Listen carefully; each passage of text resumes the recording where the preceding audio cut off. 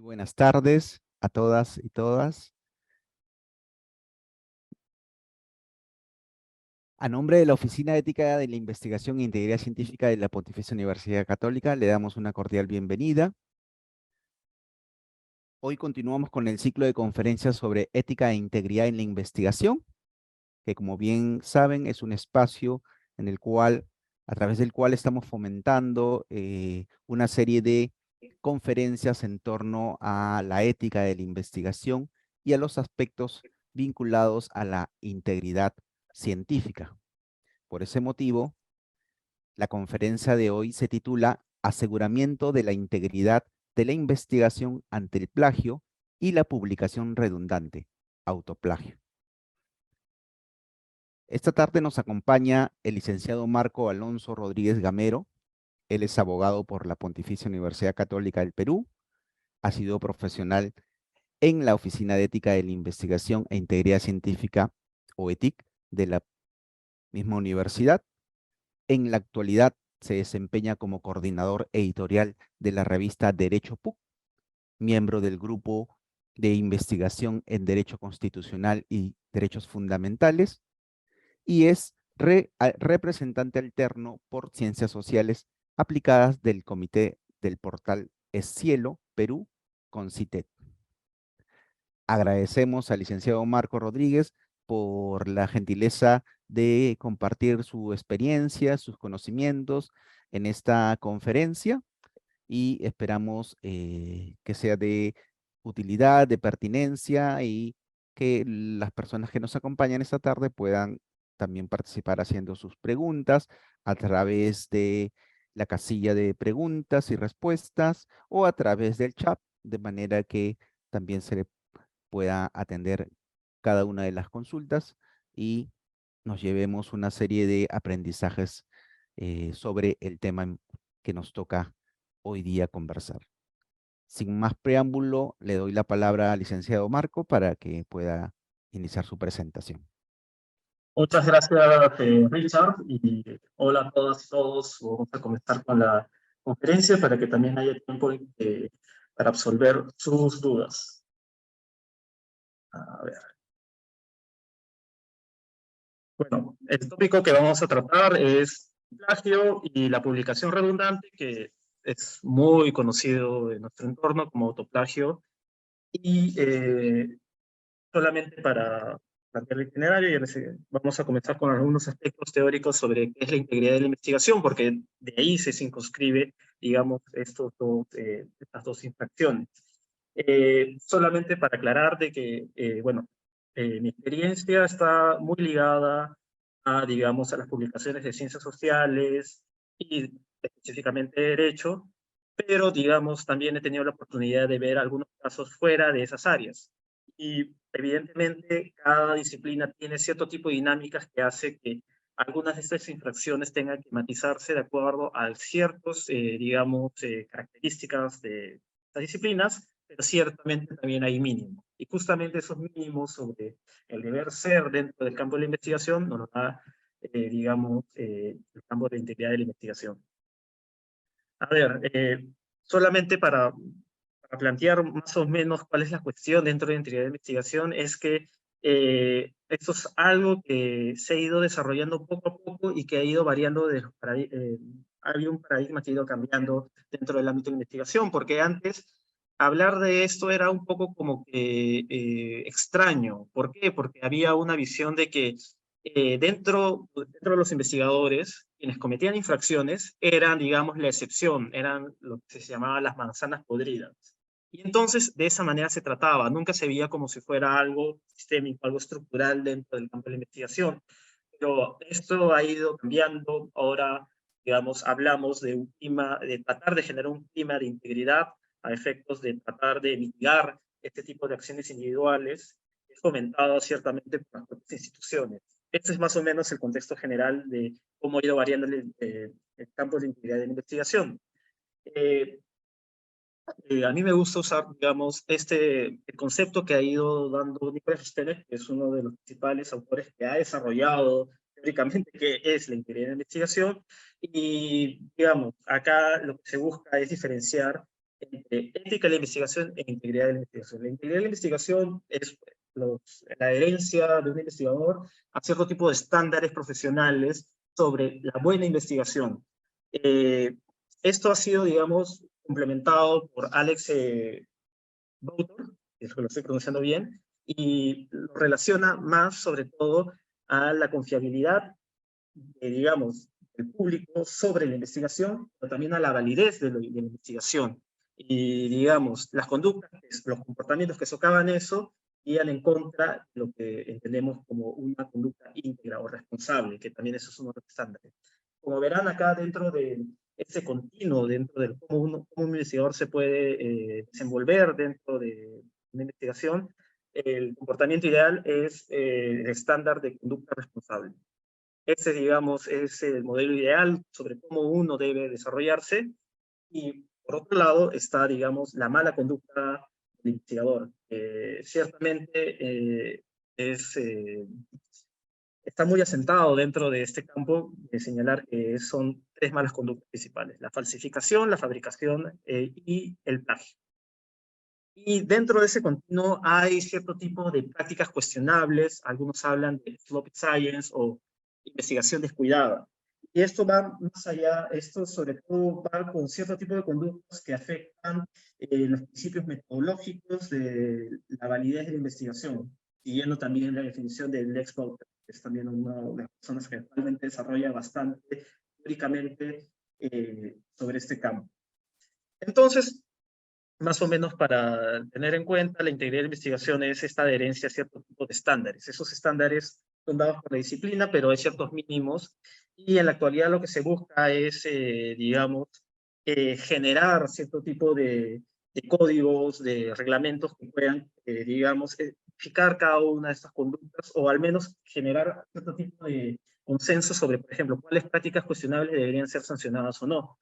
Y bajo una visión de que estos comportamientos, digamos, son, que socavan, digamos, la empresa de la investigación, no son solamente una visión punitivista sobre la conducta individual, sino que también concierne a las instituciones en su conjunto. Por eso que Unix hablaba de que actualmente el paradigma busca ver de que donde se tiene que actuar sobre todo no solamente es en una sanción, sino en generar un clima que permita poder investigar de una forma adecuada, que haya los incentivos para no generar cierto tipo de conductas, digamos, socaven esto. Y no solamente estamos hablando de, digamos, generar manipulación de cierto tipo de datos y todo eso, sino va incluso a temas de acoso sexual, temas digamos, de explotación a investigadores jóvenes, y eso, digamos, es todo el ámbito que abarca, digamos, por ejemplo, las conductas cuestionables dentro de la investigación. Y yendo al tema del plagio digamos, y la duplicidad de publicación, aquí, digamos, entra sobre todo cómo se concretiza eso en el ámbito de las publicaciones. Digamos, este sería un capítulo, porque la investigación no solamente es la publicación, sino también es todo un circuito. También va, por ejemplo, desde el diseño del proyecto, incluso desde la comunicación del investigado. Y eso también uno tiene que verlo todo esto como un circuito, y en todo momento debe uno adherirse a estas conductas. Pero en este caso específico nos estamos refiriendo al tema de la publicación, y digamos, hay distintos tipos de estándares. En realidad son 9, pero acá solamente he tratado de mostrar algunas que están muy relacionadas a esto, pero sobre todo la rigurosidad digamos, de representar dentro de una obra a todos, digamos, las fuentes que han sido utilizadas, el actuar honesto, y sobre todo en la parte de la duplicidad de publicación o publicación redundante, tratar de ser originales. Eso es hay, digamos, dentro de de la investigación hay una serie de conferencias que he ido, digamos, tratando de llegar a esos consensos. Y cada año, justo este año también va a haber otra, y se llegan a hacer declaraciones. Esta es de las declaraciones de Singapur, que fue la segunda. Y, digamos, el tema del plagio, sobre todo, digamos, puede ser visto de varios puntos de vista, como muchas cosas de la vida. Puede ser visto desde el punto de vista de la persona que ha sido afectada, y digamos, desde ese punto de vista, lo que le interesa a alguien es ver qué se puede hacer, a qué institución yo puedo acudir. Pero desde el punto de vista, digamos, del aseguramiento, de evitar este tipo de infracciones, es sobre todo la función que tienen, por ejemplo, los editores. Yo, digamos, me desempeño como editor y tenemos un deber fiduciario de tratar de todo lo que se ha publicado, no solamente tenga el mérito académico para que aparezca y le demos esa autoridad cognitiva, que le dé confianza a los lectores de que estoy leyendo, ha pasado por todos los filtros y cumple con todos los estándares metodológicos para que esto sea una investigación válida y pueda ser citable. No solamente eso, también tiene que ser, haber cumplido con los estándares de integridad de investigación. ¿Y por qué? Porque si no, también se pierde la confiabilidad no solamente de los lectores, sino respecto a la propia comunidad de investigación, dado que se generan los incentivos para no esforzarse, sino aprovecharse de otros, y genera otra serie de distorsiones dentro de la carrera, por ejemplo, de los investigadores. Por eso de que, como verán, esta es una cita a John Gaudet, que muestra que hay una responsabilidad que hay. El lector, cuando uno lee una obra, piensa de que esto ya está completo y que lo que estoy leyendo es confiable. Si después nos enteramos de que no ha cumplido con ciertos estándares disciplinares o hay plagio, esto socava esto y en realidad una de las... Hay cierto tipo de aproximaciones sobre, sobre cómo se sostiene el campo, los campos académicos, y uno es la confianza pública. Esto también es una forma de aproximarse. Y si cada vez aparecen más casos de esto, se pierde la confianza pública y se pierde, digamos, porque la sociedad les da un espacio privilegiado a los investigadores, o por qué, digamos, se financian las investigaciones. Por eso es muy importante asegurar de que una vez que están estos productos, cumplan con todos los estándares y se pueda mitigar todo lo posible este tipo de infracciones. Y bueno, hablaba de, digamos, que esto no solamente es una cuestión individual, sino también involucra cierto clima de investigación institucional, e incluso campos más amplios sobre cómo asegurar que los investigadores adhieran a una conducta responsable, pero también, digamos, nuestro país nos invita a pensar que también hay cierto tipo de, digamos, antivalores nacionales que llevan a ese tipo de conductas. Y, digamos, acá les pongo algunos casos nada más que, digamos, las noticias nos las brinda, cierto tipo de, incluso de argumentos de defensa cuando se advierte casos de plagio, o también de publicación redundante u otros. No me voy a tener mucho en esto. Y ahora, como he iniciado, estamos hablando de plagio, pero el plagio, digamos, puede materializarse en distintos tipos de espacios. Yo me estoy refiriendo al campo de la investigación, puede superponerse, por ejemplo, al campo educativo, cuando estamos hablando de trabajos en una relación estudiante-profesor, pero también puede darse, por ejemplo, el caso de Bryce Echenique, en columnas de opinión, o en otro tipo de contextos, incluso profesionales. Acá me estoy deteniendo al campo de la investigación, y aquí viene un punto muy importante, porque sin digamos, esta diferenciación puede incentivarse incluso desde el campo de la investigación conductas que lesionen digamos, el correcto funcionamiento del campo de la investigación. Y esto es algo que es recurrentemente visto, y hay, digamos, Fernando Toller, Alejandro Montesinos, u otras personas que demuestran de que el plagio académico es mucho más amplio que el plagio jurídico. El plagio jurídico es lo que seguramente la gran mayoría conoce, y que es más bien expresión de la aplicación de derecho de autor, específicamente el derecho de paternidad. O sea, de que si yo escribo algo y que está protegido por las normas de derecho de autor, tengo derecho a que se me reconozca yo como el creador de esto. El tema está de que el plagio jurídico solamente se detiene a las manifestaciones de ideas y solamente está pensado en, digamos, en la defensa de los derechos de autor. Y por tanto, digamos, no abarca todas las expresiones y tampoco está pensado para, digamos, salvaguardar, digamos, los intereses del campo de la investigación. Esto es algo que, bueno, los abogados sabemos, del derecho también se inscribe a cierto tipo de conductas y no abarca todo. En cambio, el plagio académico sí busca la protección de las ideas, sean manifestadas o no, pero sobre todo esta protección de las ideas que permitan el desarrollo normal de la investigación, implica un conocimiento apropiado y honesto de quiénes, de dónde se han utilizado las fuentes.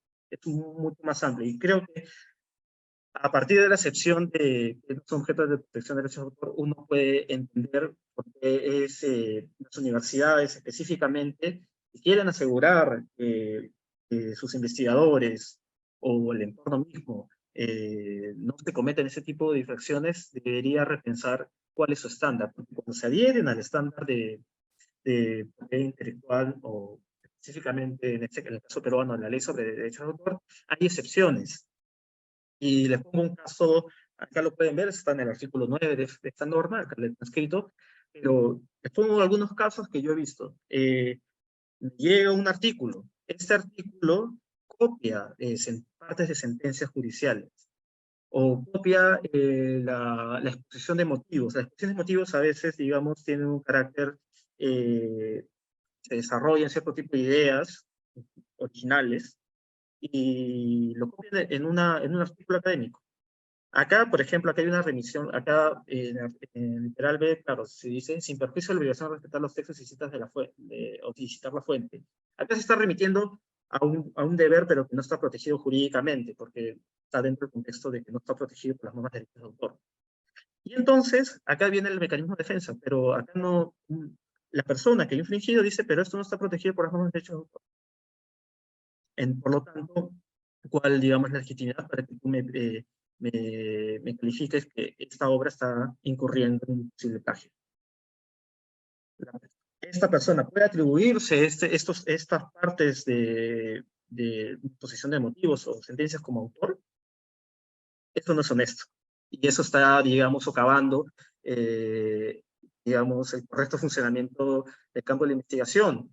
¿Por qué? Porque está incentivando, ya, si esto nosotros lo validamos, entonces el investigador que se adhiere a un estándar de conducta responsable, que investiga, que él mismo elabora sus propias formas de expresar, sintetiza ideas de otros autores y representa adecuadamente estas otras obras, se va a ver, digamos, viéndolo como una carrera profesional, se va a ver, digamos, en desventaja frente a la persona, usando estos artilugios, buscando los vacíos legales, empieza a producir excesivamente nuevos artículos a partir, digamos, de aprovechar este vacío. Esto, digamos, es lo correcto, ese sería el incentivo que, digamos, para asegurar que no haya plagio, para asegurar una correcta carrera académica, esto es lo que debíamos buscar. Evidentemente es algo retórico, pero no.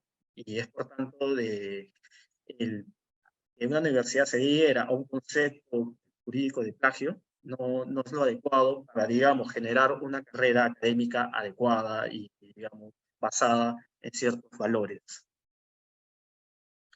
Ahora, acá viene, por ejemplo, acá hay una cita de Tausif sobre qué, digamos, qué afecta el plagio. Y no solamente, y acá no solamente es, digamos, la afectación al derecho de autor, sino de que para los que estamos dentro de la investigación, también se genera una distorsión dentro del registro académico. ¿A qué me refiero?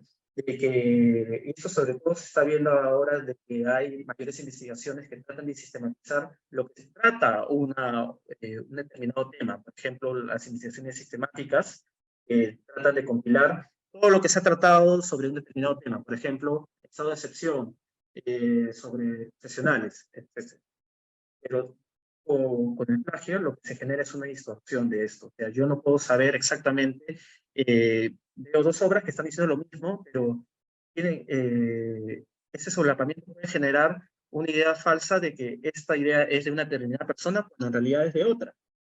Y es más, este artículo, imaginemos que este artículo plagiado aparece publicado y nadie advierte esto, otras personas podrían atribuirle a esta persona que ha plagiado, es el padre de estas ideas, es el creador de estas ideas. Y esto distorsiona, digamos, todo el registro académico y, digamos, perjudica, por ejemplo, al otro autor, genera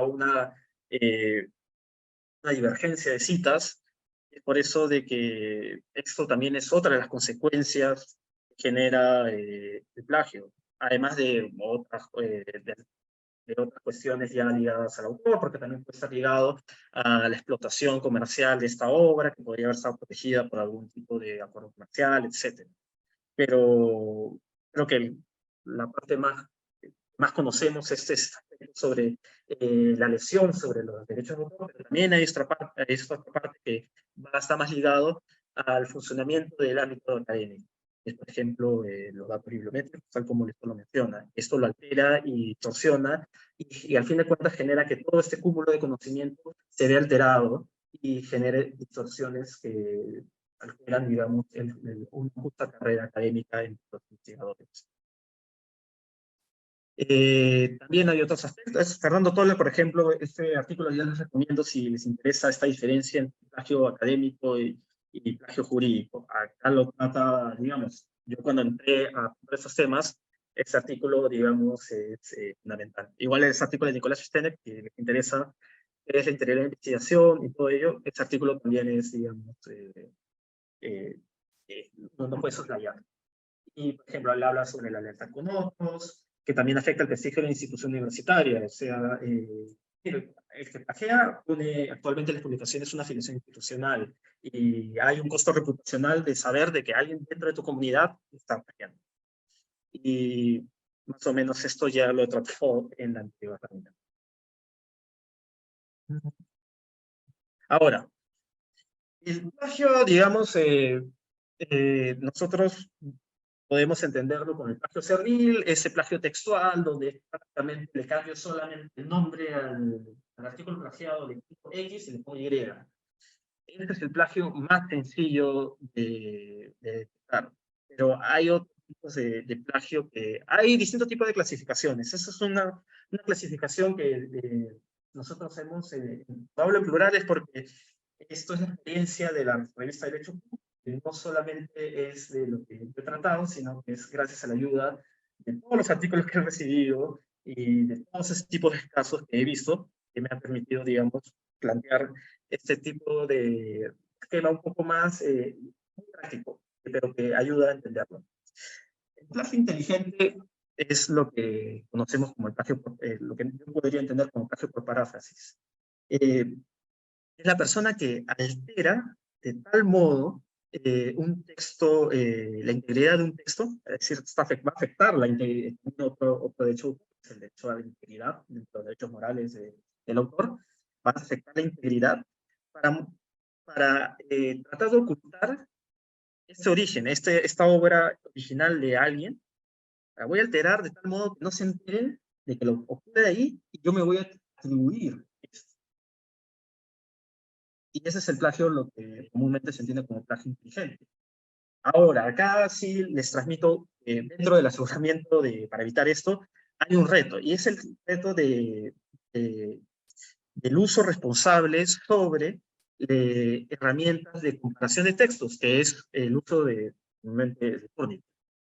No es a veces lo usan el software antiplagio. No es antiplagio, ¿por qué? Porque no es que te va a decir, acá hay plagio. Lo que te va a dar son las coincidencias que hay en Internet. Es decir, también está limitado a lo que hay en Internet. Y uno tiene que a veces hacer pesquisas adicionales, pero en un caso los vamos a ver en específico. Pero el tema está de que el plagio por paráfrasis tiene un límite. Uno lo puede detectar con el Turnitin porque siempre hay cosas que quedan, digamos, del texto original, el texto canónico del cual estoy tomando esto. Pero si a una persona, si se le otorga el Turnitin, esa persona podría, de tal modo de saber, o sea, ya he hecho mi paráfrasis, lo subo al Turnitin, me doy cuenta que esta parte sí lo está detectando el Turnitin, entonces lo voy a cambiar ahí. Y una vez que he hecho todas estas modificaciones, recién le envío una revista, sé que el Turnitin no lo va a detectar. Eso es un reto que tenemos, porque aparte de asegurar el paráfrasis, si se hace un uso responsable de este tipo de herramientas. Y no solamente es eso, tengo entendido que en cierto tipo de contextos universitarios a los alumnos se les da el Turnitin, porque hay un tema de recursos humanos o de personal, para no usar el término de recursos humanos, de personal que hace que sea muy difícil, digamos, todos los profesores, por ejemplo, en un salón de 40 personas, pueda pasar el Turnitin. Entonces, eso se traslada al alumno. el alumno tiene la competencia para, y digamos, los incentivos para ser honesto y decir que, no, acá yo sí estoy cometiendo una infracción, me voy a denunciar a mí mismo de que he cometido esto. La verdad es que, claro, tendríamos que pensar que estamos en una sociedad de ángeles.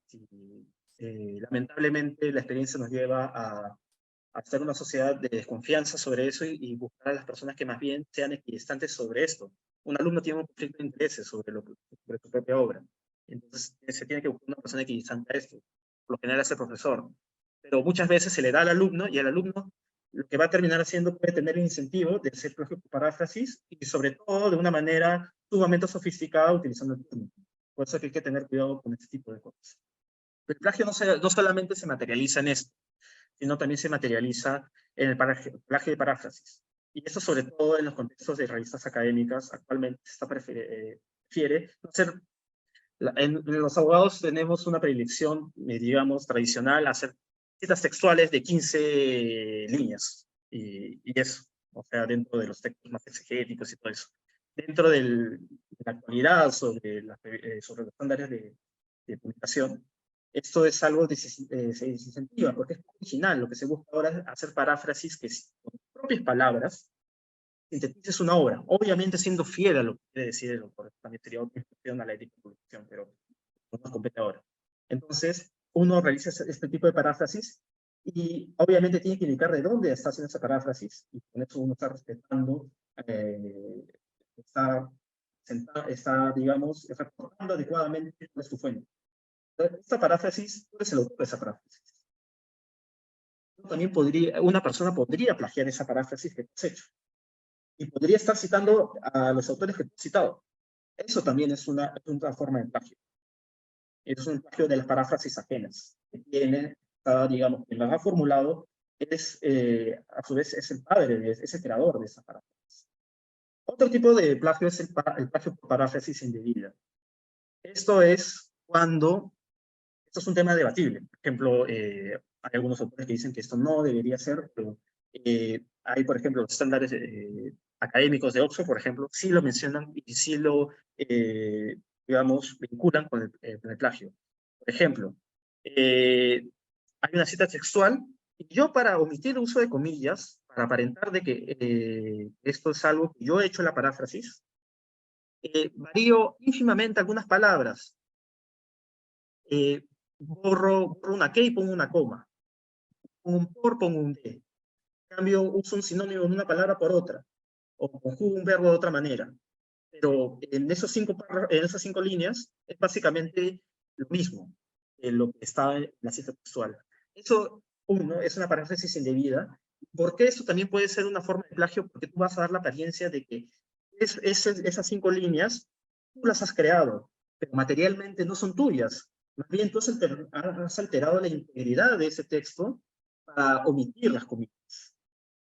Y al alterar la integridad de ese texto estás, infringiendo las normas de derecho de autor, pero a su vez estás dando una apariencia que tú has generado ese texto de forma original. El lector, acuérdense cuando les di la lectura, la cita sobre el deber fiduciario que tienen los editores sobre los lectores, el lector no va a poder distinguir, cuando no ve comillas, va a entender que hay una presunción de autoría de quien está firmando ese artículo. Entonces va a entender que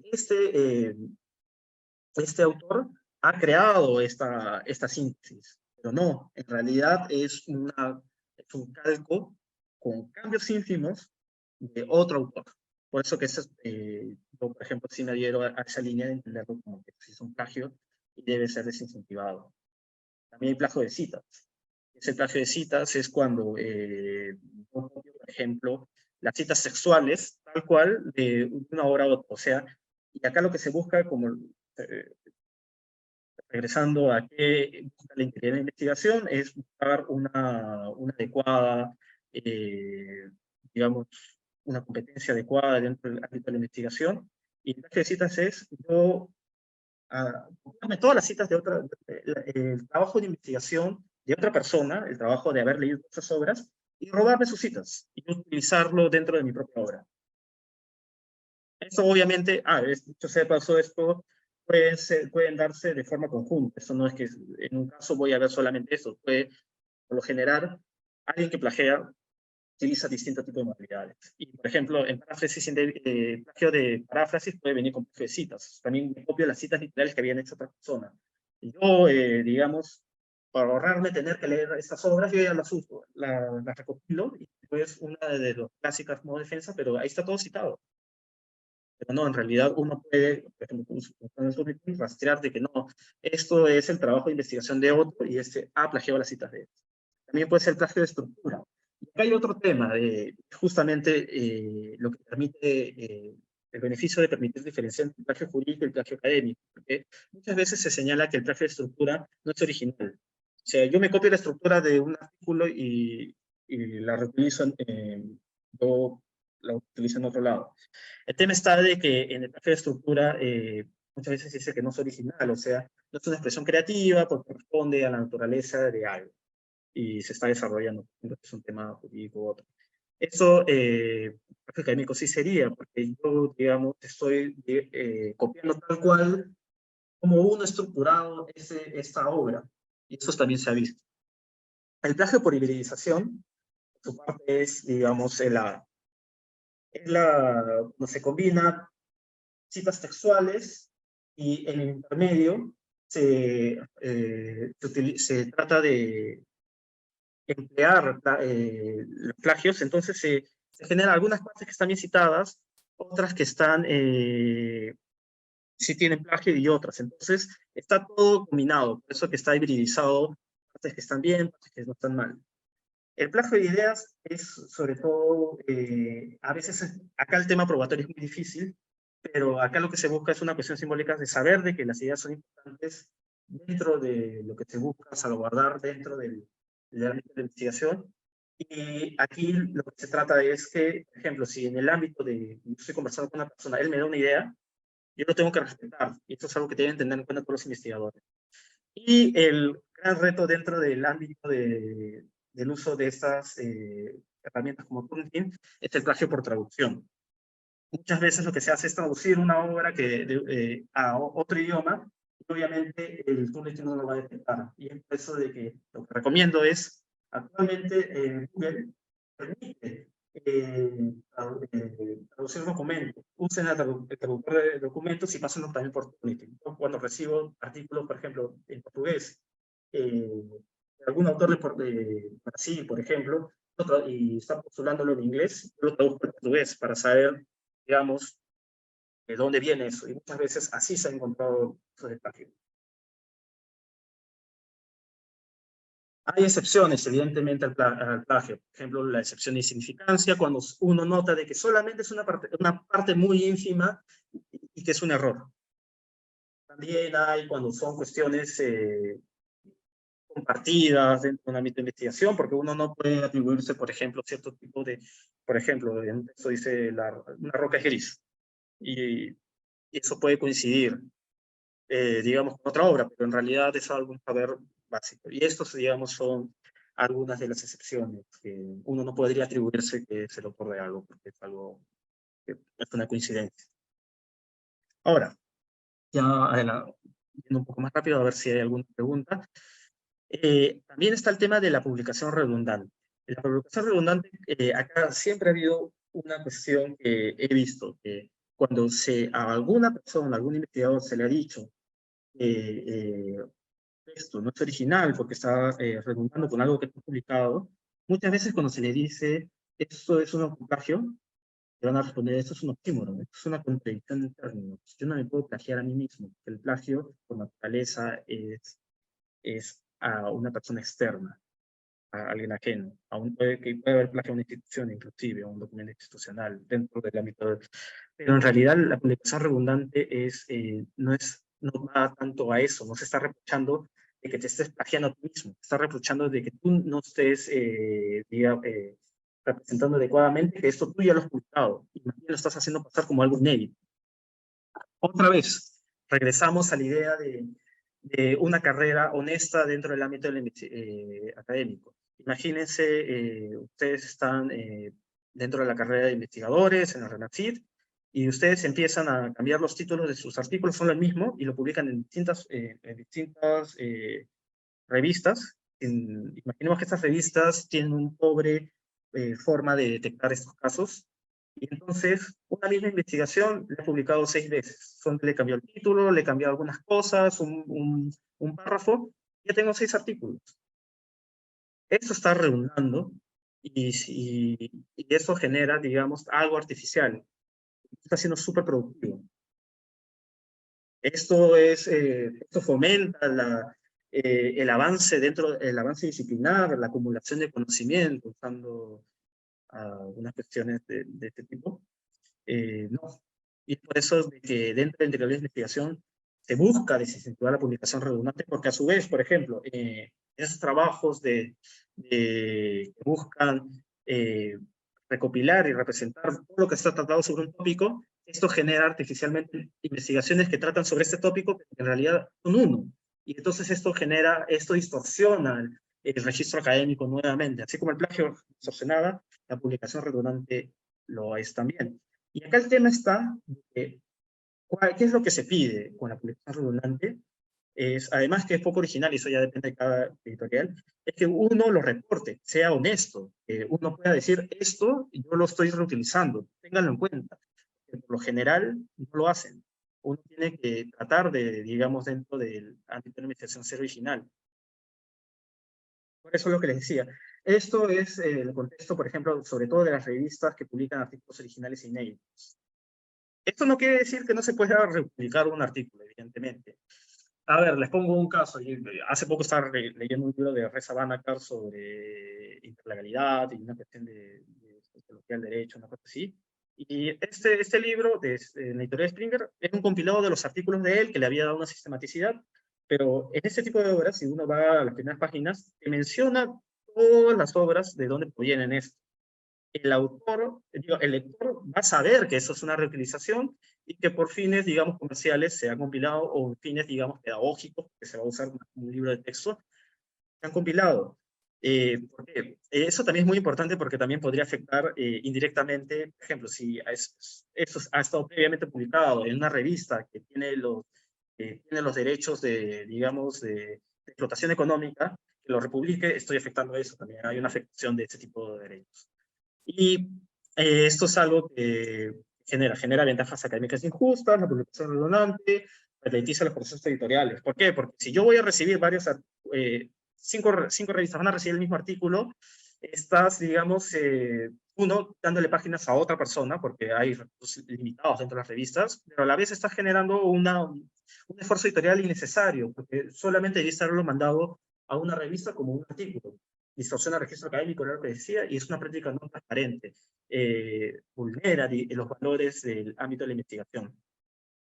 Y Nicholas Sternberg, que les mencioné que en un inicio era un referente dentro del ámbito de la investigación, él, por ejemplo, en esta cita muestra de que incluso hay un impacto económico sobre esto. Y dicho ese paso, eso a veces se considera como una práctica cuestionable de investigación, pero ciertamente, por ejemplo, esto cada vez es más un consenso. Esto sí socava, digamos, el desarrollo normal de un campo disciplinar por este tipo de reglamentaciones que se hace. Y, por ejemplo, acá con el caso de cuánto costo genera esta publicación redundante solamente para generar una expresión artificial de que es superproductivo. Y aquí también, obviamente, acá sí se superpone porque muchas de las modalidades sobre esto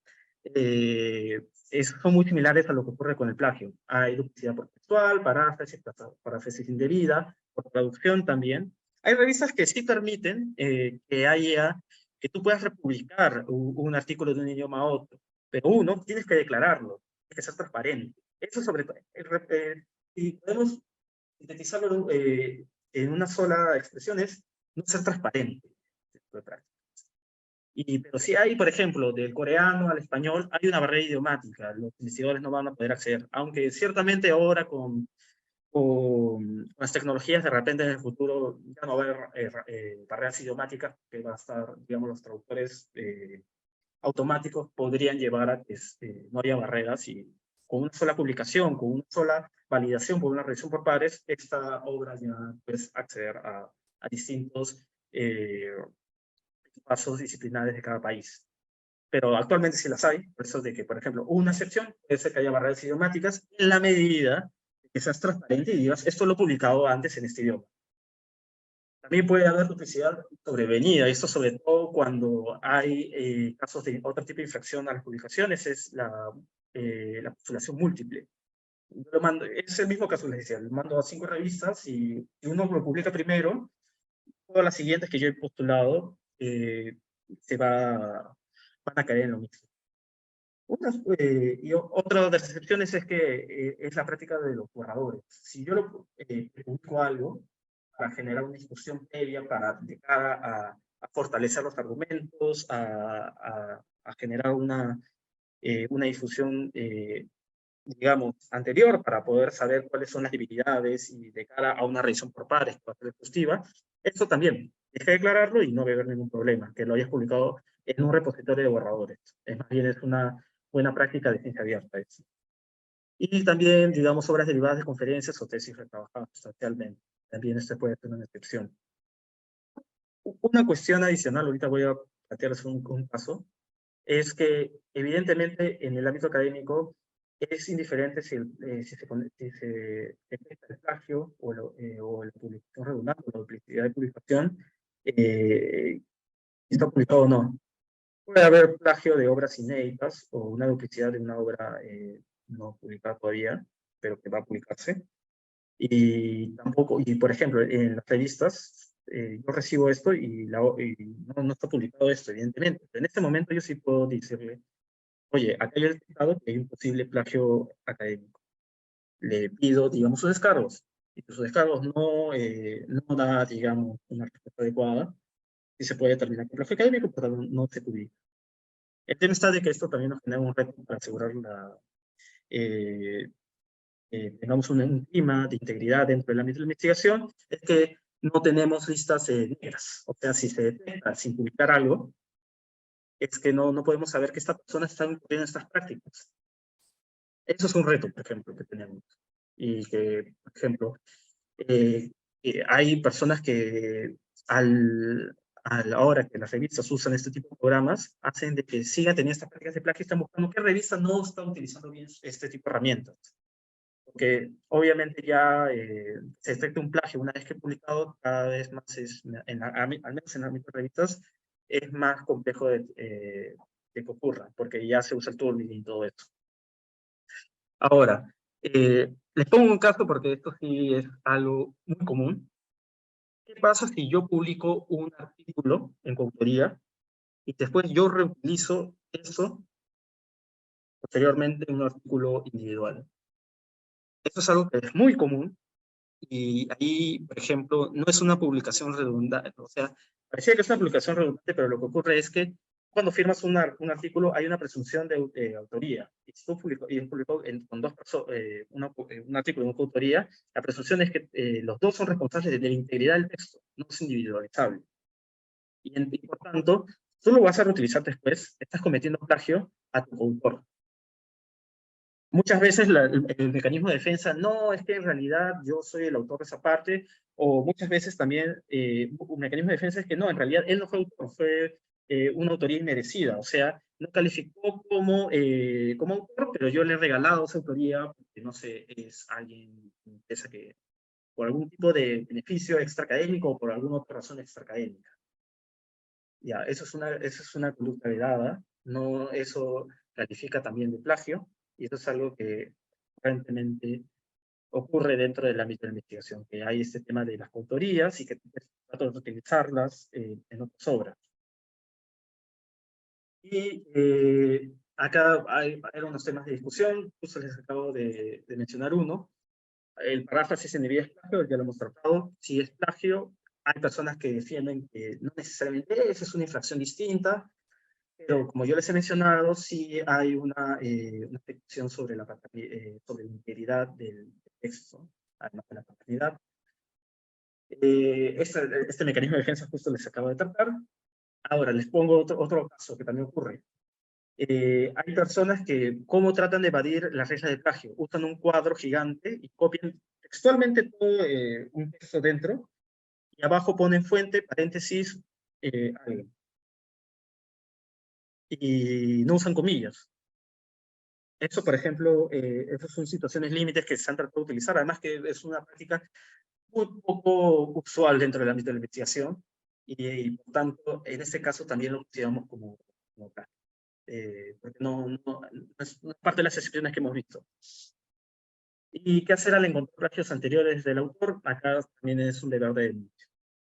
Acá tenemos una pregunta, porque ya nos queda poco tiempo. Pregunta Andrés Wilfredo Méndez. ¿Qué ocurre si algún investigador transgrede la ley de derechos de autor? ¿Existe alguna sanción penal? Ya, sí hay una... A ver, hay dos vías. La vía de Indecopy, porque hay una infracción de derechos de autor, hay, digamos, hay unas comisiones de propiedad intelectual y allí uno puede plantear su denuncia de infracción. De hecho, hay muchos investigadores que han ido por la vía de Indecopy, es una posibilidad. El contexto que he estado dando es sobre todo de cara a saber qué es el plagio académico y sobre todo que las propias universidades tengan normas disciplinarias dentro de su ámbito, digamos, de competencia, o sea, sus profesores, investigadores, posiblemente alumnos que hacen labor de investigación. Y eso más o menos es el contexto, que el plagio académico, el contexto de los centros de investigación, las universidades, etc. Pero sí, hay dos, si nos remitimos al plagio jurídico más acotado, está uno, el ámbito de Indecopy, pero también está tipificado en el Código Penal. El último caso más mediático fue el caso del expresidente Pedro Castillo, que lo metieron penalmente por plagio. Ahora, dicho sea de paso, no hay, entiendo que no hay antecedentes, no he investigado, personas no he investigado, pero de lo que yo he escuchado de personas es que no hay antecedentes sobre casos de plagio, pero sí, actualmente es un delito.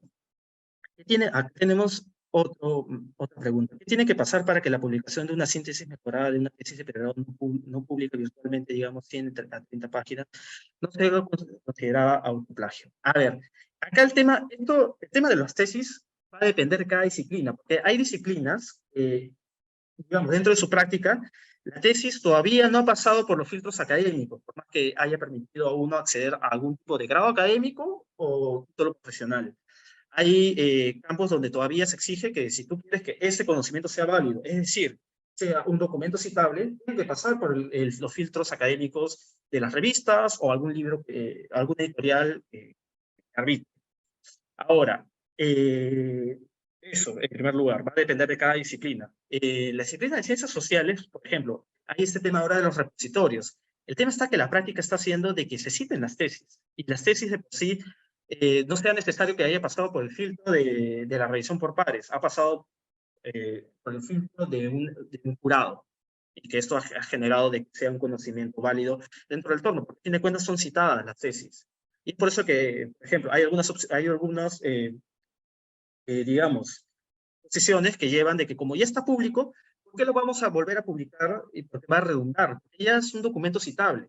Pero por otro lado, también hay esta posición de que todavía no ha pasado por los filtros de... Por eso de que acá lo que les recomiendo es que uno pregunten a las revistas tienen políticas que difieren en torno a esto, y los campos disciplinarios también hacen que difiera esto, y por lo general algunos admiten resúmenes de tesis, otros lo que te piden es que más bien hagas una obra derivada de eso, o sea, que tú la retrabajes, no sea exactamente lo mismo, y que conviertas esto en un artículo académico. Acá entran otros temas ya más complejos que de repente por el tiempo no llevan, es el tema de que lo firme también el asesor de tesis, por ejemplo. Eso ya es otra cuestión discutible, al menos en ciencias sociales, en derecho, donde el tesista es sobre todo el investigador responsable, el que desarrolla todo esto, hace que a veces no califique dentro de el estándar de autor. No sé si hay otra pregunta, aprovechen. Porque estos son temas que se van desarrollando, y realmente, a pesar que a veces uno piensa que el plagio debe ser algo simple, no copiar a otro, en realidad tienen bastantes matices, y ahora con las tecnologías, asegurar que un entorno académico no lo cometa se hace muy complejo.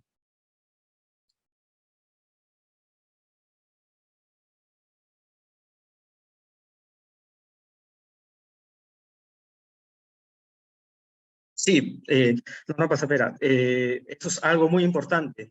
Y eso es, justamente eso es el tema que les decía de que esto no es una cuestión solamente individual de generar infracciones, también es una cuestión institucional. Las universidades, las organizaciones tienen que generar un clima de integridad y para eso, por ejemplo, necesitan a, a profesionales, a profesores que tengan un equipo o que ellos estén capacitados para usar el Unity, porque si ellos no aseguran eso, si hay, digamos, los costos de detección son sumamente bajos, los alumnos se van a llevar, ah, ya, pero yo plagié y el profesor no se dio cuenta, y eso se les va a quedar para siempre, y van a repetir eso, porque el que comete en algún momento una infracción y no es detectado, va a aprender que eso es normal y lo va a seguir cometiendo. Muy bien, Marco. Muchas gracias por la presentación.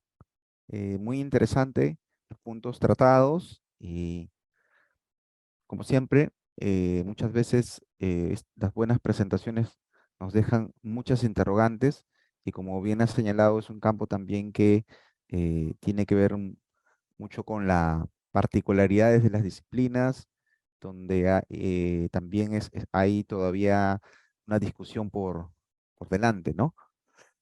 Eh, no sé si quieres dar algunas palabras finales, enfatizar en alguno de los puntos que has desarrollado o algunas recomendaciones.